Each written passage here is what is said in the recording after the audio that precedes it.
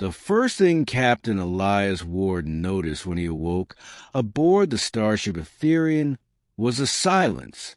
The usual hum of engines, a distant echo of the crew's footsteps along the metallic corridors, even the subtle vibrations of nearby stellar systems. All of it had vanished. In its place was a stillness so profound it seemed almost tangible, pressing against him like the vacuum of space itself.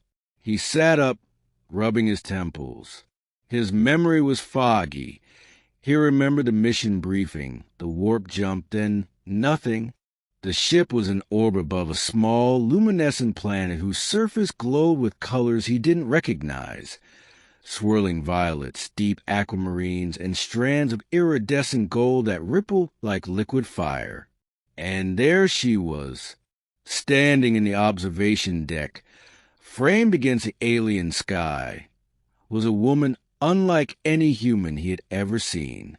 Her skin shimmered with faint starlight, and her hair flowed as though caught in a gentle cosmic wind, defying gravity itself.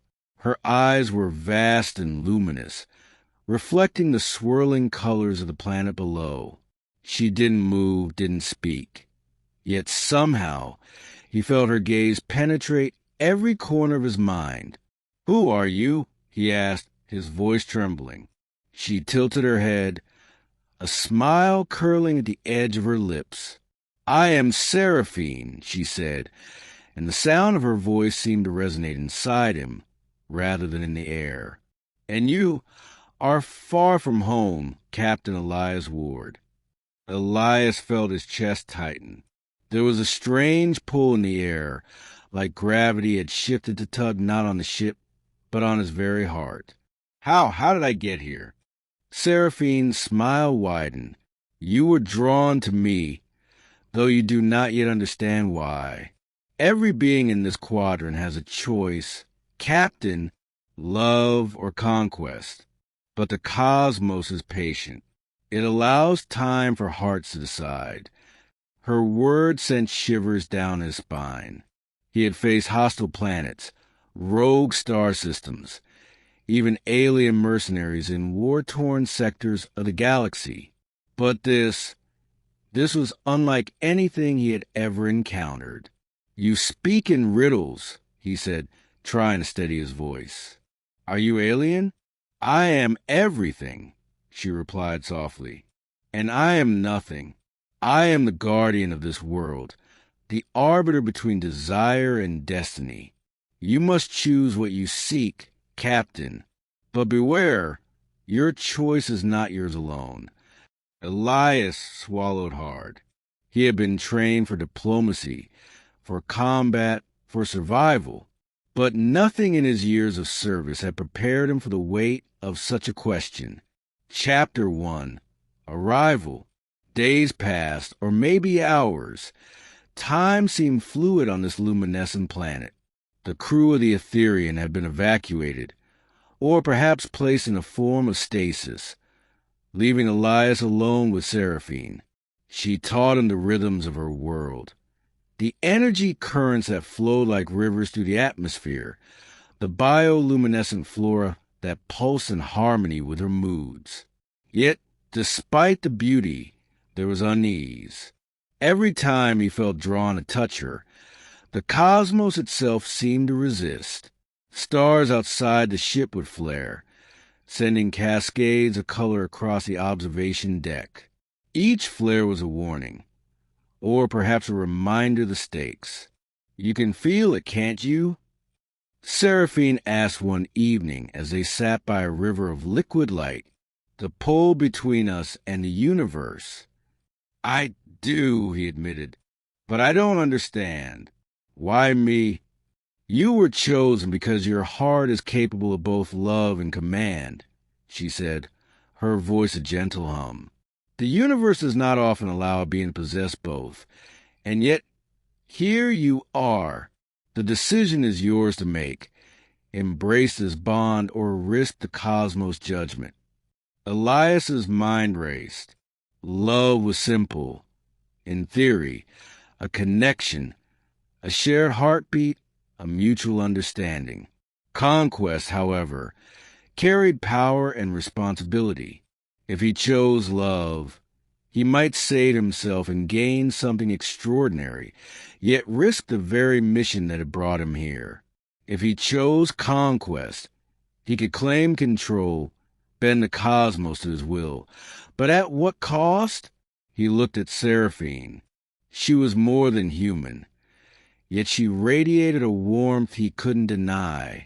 And as he gazed into her eyes, he realized that for the first time in his life, the choice felt as impossible as it was inevitable. Chapter 2, Temptation of Power. The following day, Seraphine led him to the heart of the planet, a crystalline structure that pulsed with energy visible from every corner of the luminescent world. "This is where the choice must be made," she said. "Here, the cosmos will reveal what you truly desire." Elias approached the heart, feeling the air thrum with potential. He placed his hand upon the crystal, and visions assaulted him. Entire galaxies bending at his will, stars forming and collapsing with a thought, civilizations rising and falling under his command. He gasped, staggering backward. This is power beyond imagination." "Yes," Seraphine said, her voice both comforting and commanding. "It is tempting, and it is yours for the taking. But understand, power without love will leave a void that even the universe cannot fill." Elias's mind wavered. He had dreamed of glory, of accomplishment, of leaving his mark upon the galaxy. But now, with Seraphine near, that dream fell hollow. The pull toward her was undeniable, a force older than stars themselves. Yet doubt gnawed at him. Could love alone ever match the thrill of wielding cosmic authority? Could a mortal heart hold up under such responsibility? Seraphine watched him, her eyes reflecting the radiant chaos of the heart. "Do not mistake hesitation for weakness, Captain. The choice requires clarity, not fear. The universe does not wait for those who falter." Elias clenched his fists. He had trained for impossible decisions before, but this, the weight of a universe and the pull of singular love, was unlike anything he had faced. Chapter 3, The Test of the Heart. Night came, or something like night, as the planet rotated in a pattern unknown to human physics. Stars glittered above, forming constellations that seemed to pulse with Seraphine's heartbeat. She approached him, her steps silent on the glowing surface. "Close your eyes," she whispered. "You will see not what you desire, but what your heart truly seeks." He obeyed, and suddenly he was no longer on the planet. He was floating among the stars, drifting through the infinite expanse.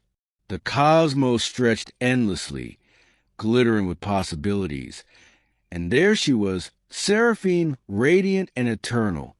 "You can choose the stars, Captain," she said. "You can command the universe, and it will obey. Or you can choose me, and together we will navigate these galaxies not as conquerors, but as companions." Elias felt his pulse quicken. The vision was intoxicating. To hold the cosmos in his hands, to bend reality, to shape civilizations. Yet intertwined with that temptation, there was another vision, a quiet life, hand in hand with Seraphine, discovering worlds not through domination but through wonder, through shared exploration and love. He realized then that the universe had never truly been about conquest. It had been about connection. Every star, every planet, every fleeting moment of life was a thread in a vast tapestry, and he had been given a chance to decide whether to weave it with compassion or ambition. He opened his eyes. Seraphine was waiting, her gaze unwavering. "I choose," he began, and then hesitated, feeling the enormity of his words. I choose you. For a moment, nothing happened. The air shimmered. The stars held their breath. Then, slowly, the heart of the planet pulsed once, twice, thrice, and the entire world seemed to exhale. Seraphine's eyes glowed brighter than ever. You have chosen love, she whispered. And in doing so, you have conquered something far greater than power. You have conquered the fear within yourself. Chapter 4, Bound by Love. The Etherean returned to life. Engines hummed, lights flickered, and the crew awoke from their stasis, oblivious to the cosmic choice that had just been made. But Elias knew, and Seraphine was no longer just a figure of light on the observation deck. She had become a part of him, an anchor amidst the vast uncertainty of space. Together, they explored the planet, uncovering civilizations untouched by war, creatures that existed in perfect harmony with their environment, and phenomena that defied every law of physics Elias had ever learned. But more importantly, they explored one another, mind, heart, and spirit, discovering depths of connection that even the universe could not quantify. Yet the cosmos, in its infinite patience, had not forgotten them. Occasionally, the stars would flare with warnings, reminders of the power Elias had foregone. But each time, he would take Seraphine's hand, and the choice felt right, reaffirmed by every pulse of life around them. You could have ruled galaxies, she said one evening as they floated above a sea of liquid light, but you chose love instead. I could have, he admitted, but what is a galaxy without someone to share it with? What is power without connection? She smiled, and the stars reflected in her eyes. Then we are truly bound by love and not by conquest. And in that, we are more powerful than anything the cosmos could offer. Chapter 5, A New Dawn. Years passed, though time here was measured differently. The Ethereum became a vessel, not of conquest, but of discovery. Elias and Seraphine charted unknown systems, met civilizations on the brink of extinction and those on the cusp of ascension, and carried the message of choice. That power alone was fleeting, but love endured. Occasionally, they would return to the heart of the planet, standing together as its energy pulsed around them. Each time, Elias would feel the temptation of absolute power whispering to him, a reminder of what could have been. But he never wavered. He had made his choice, and it had shaped not just his destiny, but the destiny of the stars themselves. On a quiet evening, floating in orbit above a violet and gold sea, Seraphine rested her head on his shoulder. "Do you ever regret it?" she asked. He shook his head, gazing at the infinite expanse. "Never. I have everything I could ever want, because I have you." The universe stretched on endlessly before them, vast and unknowable, a canvas of endless possibilities. Yet within its infinite expanse, Elias understood something profound. Love was not a limitation. It was a power greater than any star, any galaxy, any conquest. And as the stars shimmered around them, Elias and Seraphine chose, every day anew, to navigate the cosmos together, bound by love, unconquered by ambition, and triumphant in the quiet eternity of their hearts.